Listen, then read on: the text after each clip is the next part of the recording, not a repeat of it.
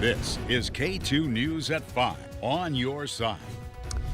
And brand new at 5 tonight, Governor Kotek is charting a path forward for Oregon's economy now, announcing a 6-point plan she says will create jobs and cut red tape for businesses. Good evening. Thanks a lot for joining us, everybody. I'm Steve Dunn. And I'm Deborah Knapp. K2's Vasily Varlamos is live in Tualatin. Vasily, the governor and business leaders were honest about the state of Oregon's economy. Yes, Deb, the governor says that Oregon is dealing with slow job growth, higher unemployment, and too much red tape for businesses to deal with. To combat that, she unveiled her new plan, Prosperity Roadmap to speed up economic development. The roadmap includes faster permitting, updating economic tools through legislation, and streamlining state processes so companies no longer wait months for project approvals. The roadmap comes as Governor Kotek approaches the 3-year mark in her term. When asked why this plan is coming now and not earlier in her administration, she says shifting economic headwinds and federal uncertainty made it clear state leaders couldn't wait longer to act. So in terms of timing, why this conversation now is legislators are talking very specifically about it. We've seen study after study that says we have headwinds in front of us. We also have a lot of assets here. So the purpose of this roadmap is to focus folks, to get more experts around the table and say, this is our starting point, what else can we do? State Senator and 2026 gubernatorial candidate Christine Drazen criticized the governor's plan, arguing Kotek helped create Oregon's economic problems, pointing to past tax hikes and regulatory policies. Drazen called the governor's plan, quote, spin, saying only less bureaucracy and leadership that works with employers instead of driving them out of the state. Now, the governor says she will introduce a bill that will execute some of this plan during next year's legislative session. Live in Tualatin, Vasily Varlamos, K2 News. Vasily, thank you. Well, this is developing tonight. A 17-year-old high school student was taken into custody after a gun was found in his backpack. Happened today at Sprague High School in Salem. School staff found the gun when the student went through a metal detector. The firearm was taken immediately and reported to police. Police say there is no belief that the student was an active threat. The investigation is ongoing. Also, the search is still on for a suspect in a Southeast Portland shooting. He's on your screen right now. We'll bring that up. The shooting happened on November 22nd near Southeast Stark and 148th Avenue. 2 victims were involved, a man and a woman who were taken to the hospital. They are expected to be okay. The suspect left the scene before police got there. If you know anything about this, call Portland Police. Well, tonight we are learning more about the people arrested in connection with 5 kids and 3 dogs living in an SUV in Vancouver. The children range from ages 5 to 13. Vancouver police say they had very little food. The kids are now with CPS. Authorities say the dogs were extremely underweight. One of them had to be put down due to an open and untreated tumor. Police found fentanyl, meth, and other drug paraphernalia in the car. Officials say the car was also packed with trash. Police arrested 3 people, Natalie Gebron, Zachariah Edwards, and Corlone Lewis. They now face multiple charges. We have some new information now on the recent arrest of former actor Zachary Bryan from Home Improvement. Deputies say his fiancée tried to run him over. That's according to Lane County Sheriff's Office. Officials say that Bryan was in a truck with his fiancée Johnny Cartwright and their 3 kids.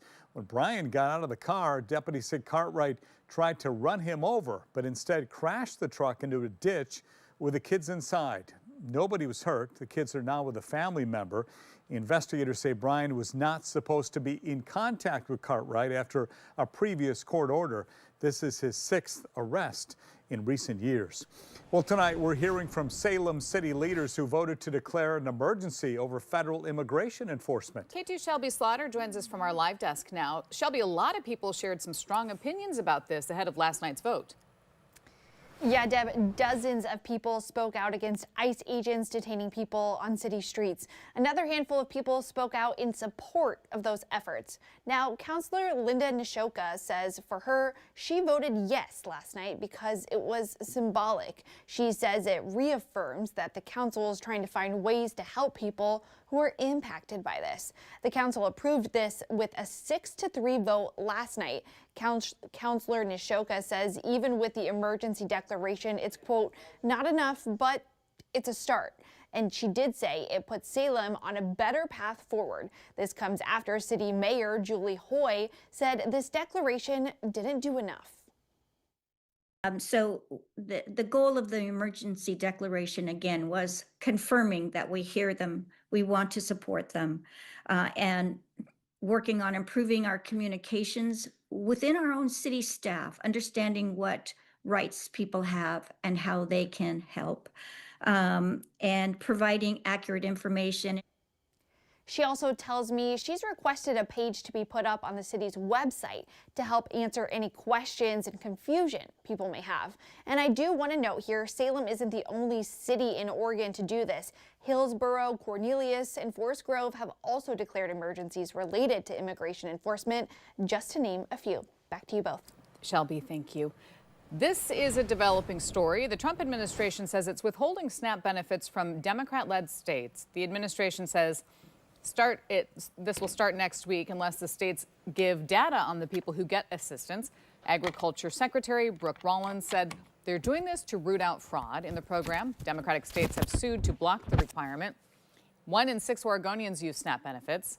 In a statement, Oregon Secretary of State Tobias Reed said, quote, "I don't know any American who supports taking food away from kids and families so a billionaire politician and his lackeys in D.C. can take revenge on their opponents."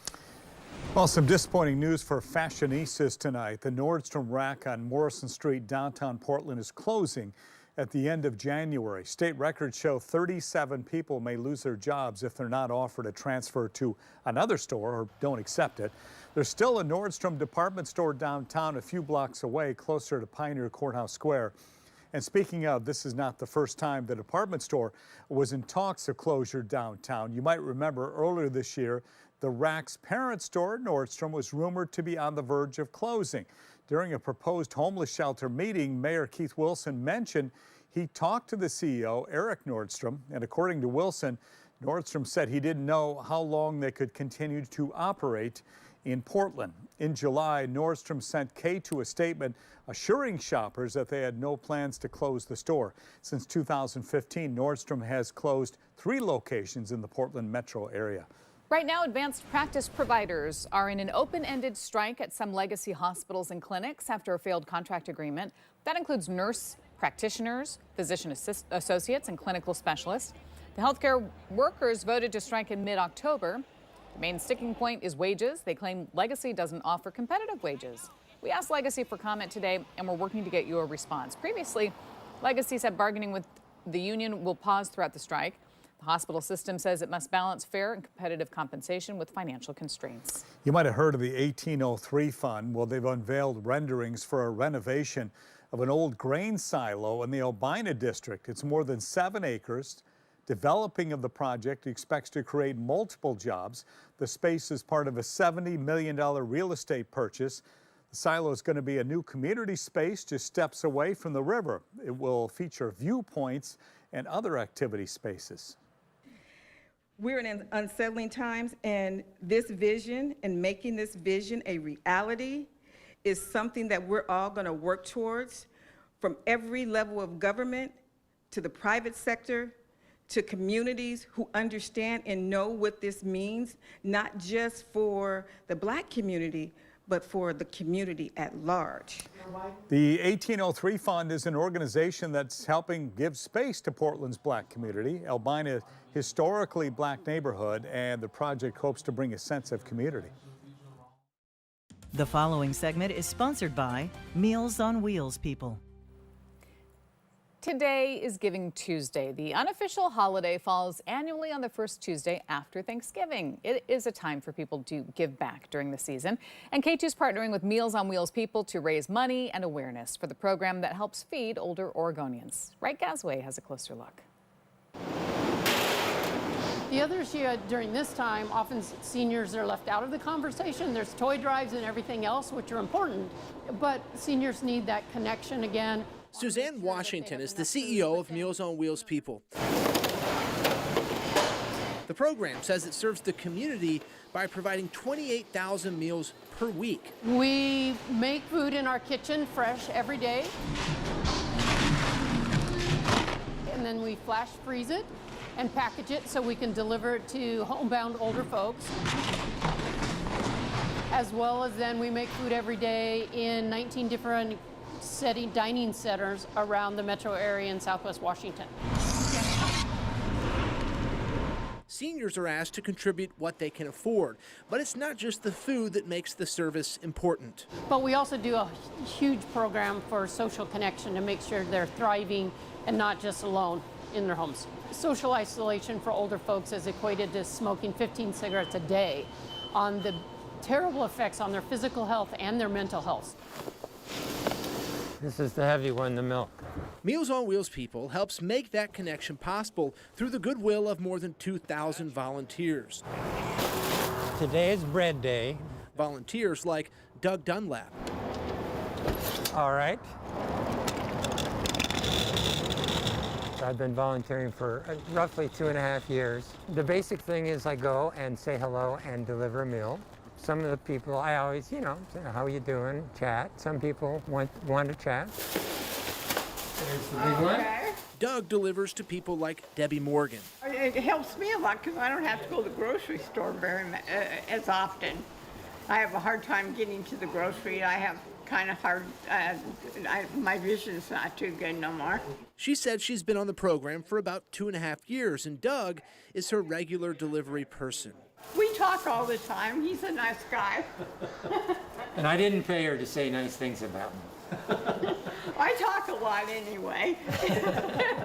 All right, I'll see you next week then, okay? And for volunteers like Doug, the experience of giving back is fulfilling. I enjoy the opportunity to be a little bit helpful in this world with other people. Believe it or not, it's just a good feeling. There's so much that needs to be done. It's a little thing that I do every week. This Giving Tuesday Meals on Wheels people has a goal of $50,000. They also have a company matching donations up to that amount. If you'd like to donate, or donate to KATU.com/GivingTuesday. Let's go to meteorologist Dave Selesky. It was a nice day to bring in all these poinsettias. Who's going to watch them? Is it poinsettias or is it poinsettias? I say poinsettias. Okay. What do you say? Whatever you say. I'm going Yeah, there. sure. I'm not. Yeah, it's poinsettias. Whatever it is, they look beautiful in here, Dave. How are we doing weather-wise? We're doing okay, pretty quiet out there again today. A little chilly again. Temperatures down into the upper 30s, low 40s. 46 this hour from our live camera over at Lincoln City, up on top of the Spanish Head. And again, fair skies. They've got a few clouds off in the distance. Not looking too bad. In the meantime, watches and warnings. We're keeping an eye on a couple of things on the Oregon coast over the next few days. We have a beach hazard statement up. This is going to remain in place until late tomorrow on Wednesday for the potential of seeing some sneaker storms, sneaker waves. A couple of things are going on. We've got, again, full moon coming up on the 4th. Combine that with, again, some high tides. Good potential out there for some strong wave action up along the Oregon coast. As a matter of fact, beginning on Thursday for parts of the South Washington coast and the North Oregon coast, we're also going to have a coastal flood advisory up for the potential against strong waves and very high tides on Thursday. So again, these king tides developing the 4th through the 6th, Thursday through Saturday. Again, these king tides are typically the highest ones we have of the year, and it happens when the sun, the moon, and the earth all align, giving you a much higher tidal action. So again, sneaker waves possible. Again, keep an eye out for logs and debris being tossed way up on the beach, about 15 to 16 feet further than normal. Meantime, great shot here from our camera up on top of Stacker Butte. There's Mount Hood off in the distance. Had some low clouds earlier on. They have since burned off, giving us a nice shot there. Downtown Portland, overcast skies this hour. Dry this hour, 47 degrees, our current temperature as well. Afternoon high temperature, we're there now at 47. Here in Portland, 48 up in Vancouver, 53 though. A little warmer down in Salem and on the Oregon coast. Tillamook at 52, no report in from Astoria. Redmond today had a high temperature of 47 and 41 over in Pendleton. Now, here's a satellite, and again, higher pressure building on in, so we're going to have dry skies overnight tonight and through tomorrow on Wednesday as well. But then we'll get into late Wednesday and on Thursday. You see this system right here? That's going to push that ridge of high pressure out of the way and open the door for a series of systems to move into the Pacific Northwest beginning on Thursday. And then we're going to run you all the way through. There's Wednesday. Here comes this first system on Thursday. This moves on through. We go from Thursday into Friday. More wet weather coming on through. And then from Friday into Saturday as well. As a matter of fact, a series of atmospheric rivers could be moving into the Northwest beginning late in the weekend and going into the first part of next week, giving us a fair amount of rain. Now, rainfall's last 24 hours, trace amount at PDX, 200s up in Vancouver, 800s over in Tillamook, and nothing, as you can see, for Pendleton, but they picked up 0.17 of an inch of rain last 24 hours over in Pendleton. Now, tonight, temperatures back down into the upper 30s and low 40s. Highs tomorrow back up in the upper 40s and low 50s across the area. Almost a carbon copy going into Thursday with that rain arriving by Thursday afternoon. So the forecast tomorrow for the coast. Beach has a statement up again for the possibility of sneaker waves. Outside of that, some morning clouds, then partly sunny skies, light and variable winds. Moving now into the Willamette Valley. Morning clouds, a little bit of fog, then partly cloudy skies by the afternoon. Let's go 48 for McMinnville. Same thing for Longview. Overnight lows tonight, upper 30s and low 40s. In the Gorge, morning clouds, then again partly sunny skies with light and variable winds in the Gorge tomorrow. 43 for the Dalles. 45, though, for Hood River. Central and Eastern Oregon, morning clouds and fog. Could be some freezing fog tomorrow morning in parts of Central Oregon, the Bend, Redmond, Prineville area. 26 and 42 for Pendleton, and 25 and 46 the low and the high in Bend. Now, here's the 7-day forecast. So some morning fog tomorrow, then some sun breaks in 48. 47 and that rain developing on Thursday. Rain showers for you on Friday. Rain on Saturday, Sunday, and Monday, with highs warming into the 50s. I love your tie, and I need to tell you what it reminds me of. What's that? Those classic candy canes, you know, the cream and red ones, those giant ones that you see in the fancy candy stores. Oh. Thank you very much. Thank you. I'll wear it more often. Deborah, thanks a lot, Deborah. Appreciate that. Hey, you're going to like this story. Okay. This is for you. Yes. Okay? Okay. New era for Oregon State football. Here we go. Today, Thank the you. Beavers introducing their new head coach. Who is it? It's Jamarcus Shepard. Absolutely. Shepard, you know, he comes from Alabama, where he served as an assistant head coach, co-offensive coordinator, and wide receivers coach. Shepard, no stranger to the Pacific Northwest after coaching at University of Washington and Washington State University. He spoke on engaging with the athletes, the community, and the alumni. All the alumni, get your butt back here. All right? I want you back here. I want you on the sidelines, okay? I want you engaging with our players. I want you sitting in meetings, okay? I want you sitting in my office talking to me about your experience here at Oregon State and how we can mirror that, all right, or how we can enhance that experience for our current student athletes. We want this to be the greatest experience in their lives as student athletes here at Oregon State. That'll get you fired up, Dave. Gotta love that. The Beavers were 2-10 this season, the last winning season in Corvallis, 2023, when OSU went 8-5 and played in the Sun Bowl. City of Hood River considering a plan to build a new hotel downtown. An architecture firm wants to build a Marriott on State Street, where the old Hood River News building is. Private property, but there are some rules that hotels have to abide by. The firm is asking the Planning Commission to approve its site plan. It will bring a raft of economic benefits: tourist taxis, jobs, more all year-round visitors that benefit other local businesses, particularly in the immediate downtown area. The hotel amenities will be available for guests and locals alike. It will help alleviate the pressure on the limited residential housing inventory, hopefully allowing such inventory to be available for much-needed longer-term rentals that locals so badly need.